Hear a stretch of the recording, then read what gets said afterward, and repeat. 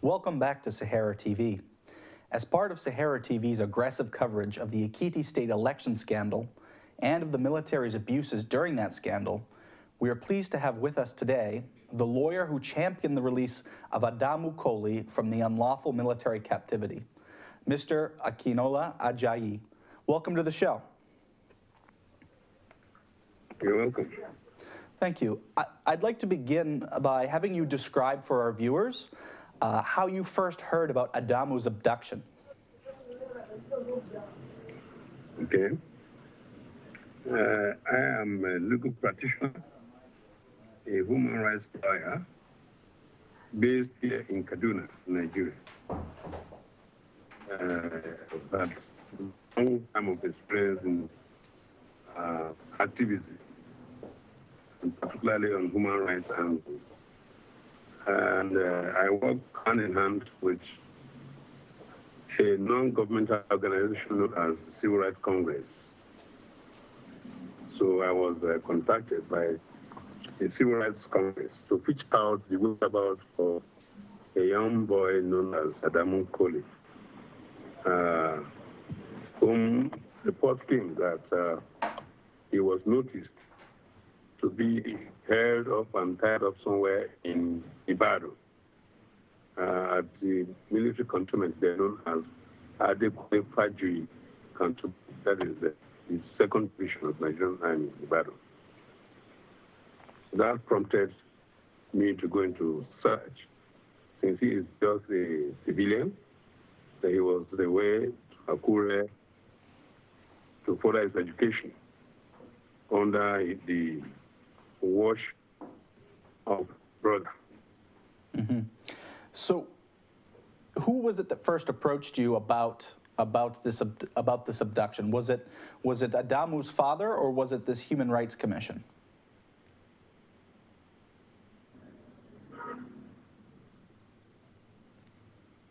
Sir? Sir? Yes, I'm with you. Okay.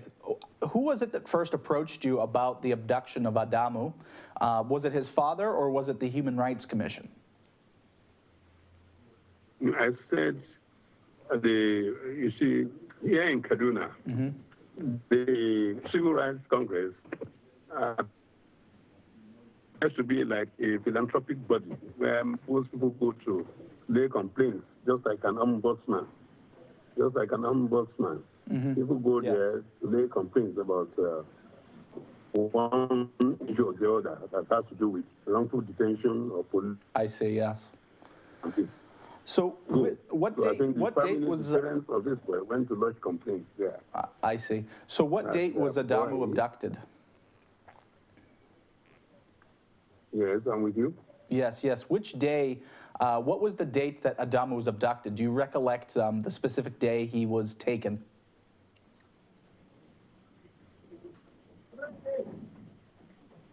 Can you repeat your question? Do you recollect the day that Adamu was taken from and brought to the military compound? No. I don't have the dates. Okay. But rather that it was when I got along with the boy, eventually, he said it was about the end of August 2014. Okay. In fact, no, that it started of July 2014, and then he was apprehended on the 1st of August 2014 from Akure cantonment, where we have the 32 battalion, this artillery brigade battalion in Akure, Ondo State. So, from the perspective of a lawyer, what was your immediate concern when you received this report and began hearing the story of Adamu's abduction? What were your immediate concerns from a legal perspective? Well, the fact is that from the information that reached me is that the boy is not a military personnel, he's a civilian, he's a young person that is schooling there, and that he has been held in detention by military because the senior brother is a military officer. So, and that is, I know that there can be a situation where if the senior brother has been a military officer, commits anything within the military environment, the civilian, who is the senior brother, should not be held responsible except if he's directly linked with any military offense. So his human rights has been abused. And he has been detained for more than the time that is scheduled by the Constitution. So he was never taken to court. So again, using your legal expertise, is it lawful to incarcerate a young boy in a military base if he has not violated any military laws?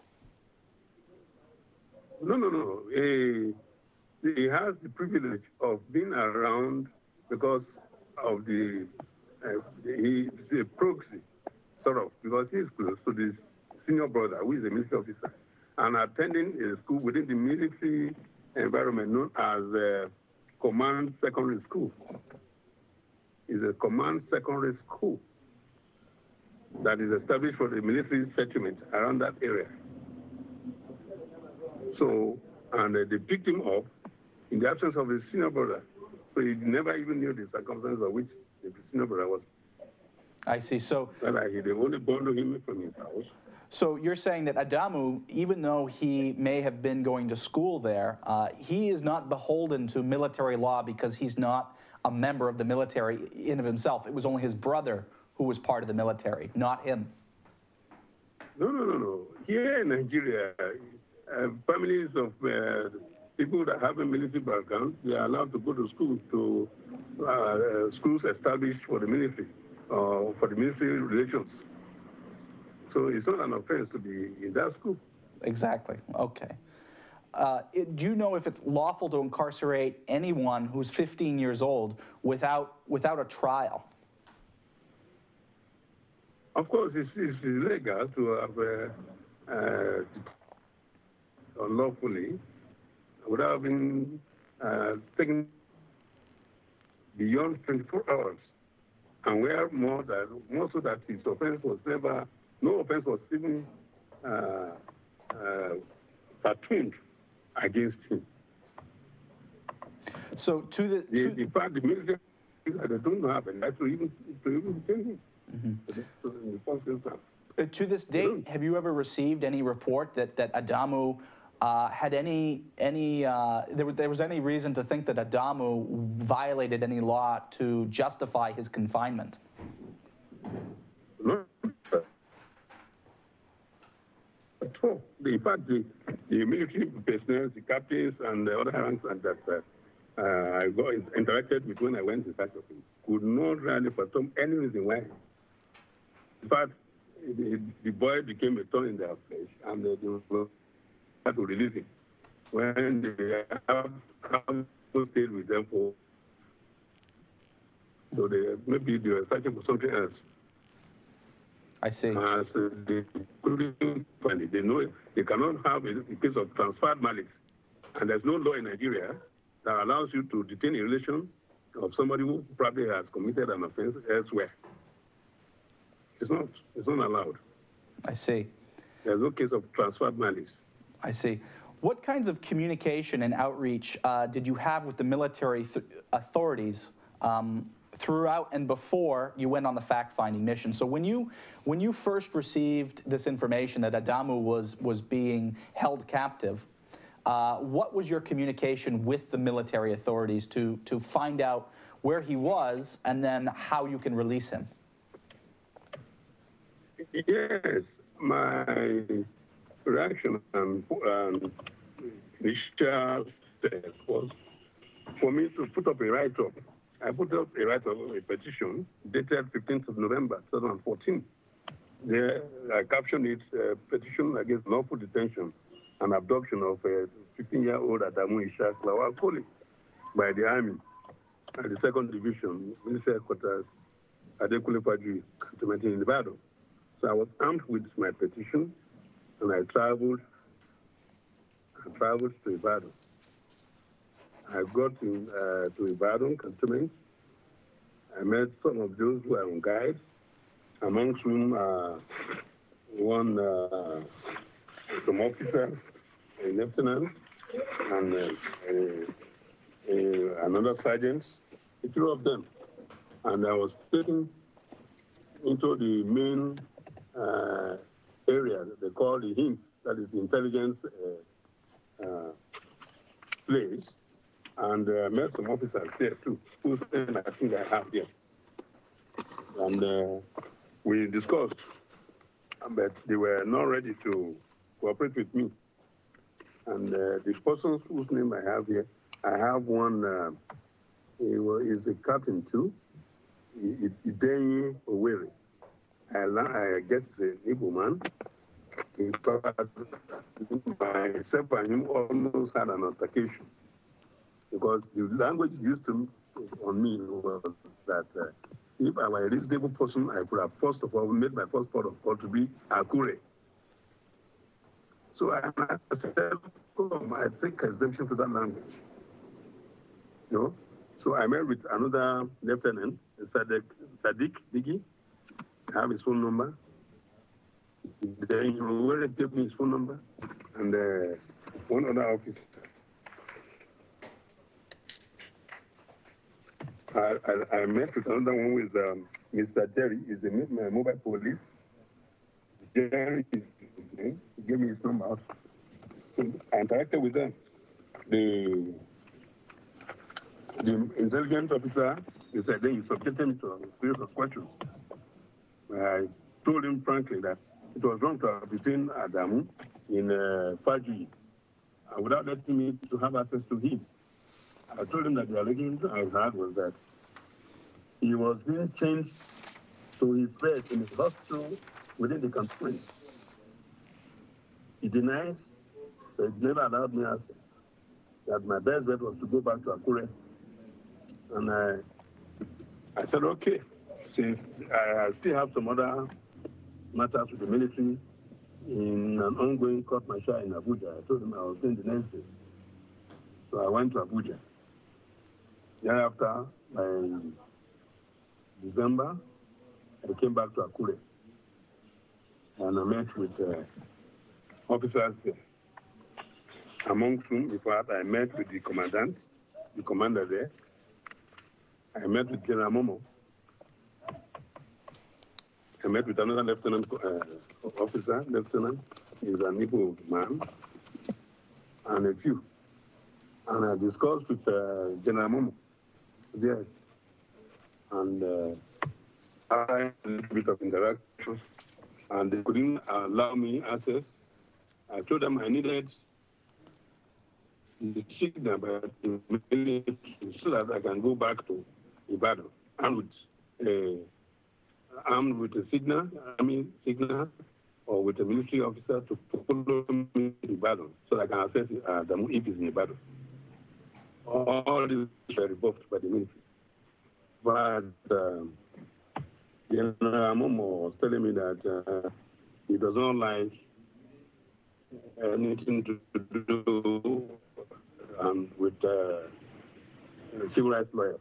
I told him I had to be very diplomatic, that you cannot just condemn all of us that way, that we have exemptions.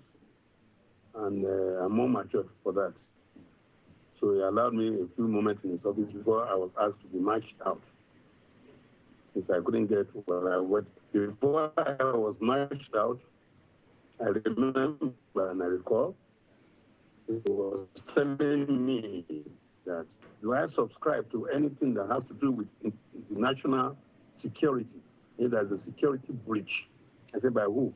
I said, if there's anything like security breach, I, as a patriotic Nigerian, will not succumb or subscribe to that. But are you alluding security risk to the young man? He said, I am not there to question him. And I should be allowed to go and go to to search for Adamu that is not in the position to tell me his whereabouts. So, and also that I was being told between Akure and Ibadan, and they were evasive in their reaction to me. Let's just back up for a moment. You, in your report, I'm gonna quote from your report. You said that Yes. you were denied access to the young boy as the military Yes. officers feigned ignorance of the presence of the young man, Adamu, within the cantonment, in spite of showing them his passport photograph and narrating the relationship between the young man and the officer whose custody he has been in, his guardian, which was Captain Sagir Koli. That's true. Okay. Yes. So as you continued on with your investigation, you ended up meeting with several military officers, many of whom you just listed. So they were fully aware, at least because of your presence. So your presence, at the very least, made them aware of this missing boy. And when you were speaking with General Momo is, of course, the individual who is now being accused of helping to rig the Ekiti state elections, who was the superior officer to Captain Koli, the brother to Adamu, the boy, Adamu being the boy that you are trying to locate at this time. And was it General Momo who said that he's not interested in speaking with human rights lawyers, and that it was this boy, Adamu, who was being questioned because of national security issues. Is that correct? It was with the unique interaction I had with General Momo that he is not too comfortable with human rights lawyers. I see. And but asked me a question that would I subscribe to anything that has to do with national security? And I said, as a patriotic citizen, I will not subscribe to such things. But if this man is involved in that, he can answer it by himself. But the young man is not a military officer. He's just a young man attending school there. And he's not an offense being a junior brother to a serving military officer. That was it. And I left. But surprisingly, by December, towards the last week of December, I was contacted again. I have to go back to Akure for the last time and fetch Adamu. That was when I interacted with Adamu. I see. And, yes. And I signed for his release. You signed for his release? I signed. Okay. Can you, backing up just a little bit more, can you describe what kind of treatment Adamu received while he was in the custody and while he was in the captivity of the military? According to him, my interaction was he was kept in community. And at his stage, he was almost going to be and challenging other officers, and in fact, he became more of a nuisance because of being kept in solitary confinement. He became wild with it. And in fact, when I was taking him to Kaduna, somebody had to caution him because of he now begin to get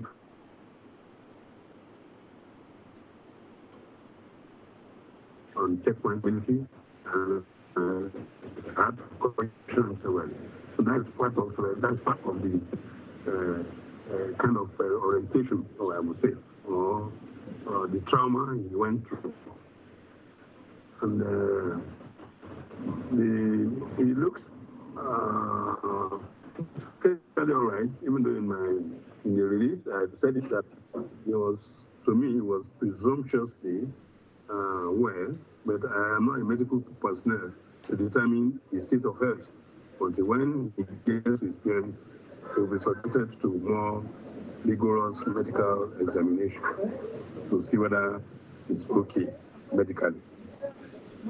So that was, so in confinement, he went through psychological trauma and a lot of brainwashing, more particularly as the whereabouts of his senior brother and the Captain Koli.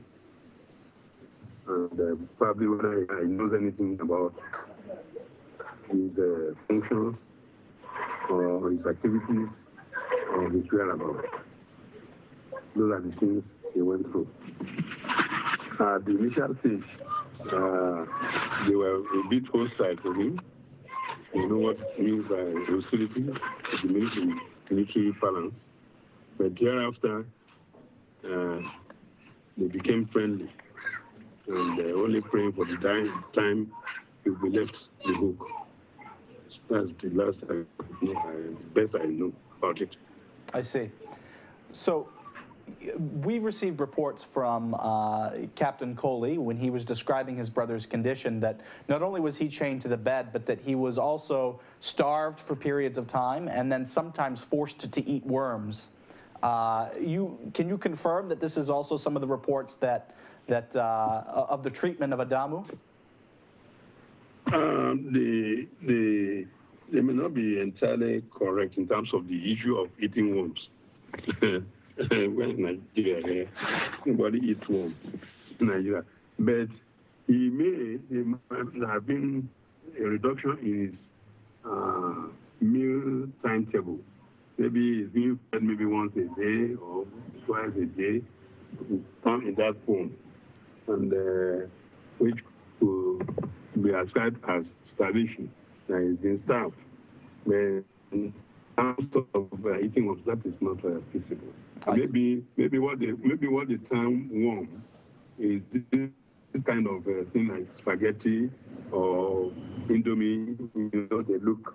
They have the shape of worm when you look at it. That's what the term is. I see, but he was... It's not live worm, but it's not. I see, but he was chained to the bed, as your report says, and as all subsequent reports have also stated, that he was chained for extended periods of time. Yes, I think that could be possible because the boy at the stage, must have been worried that why is he being detained because of without any reason, and maybe he was behaving funny, so they had to chain him to the hospital bed, thinking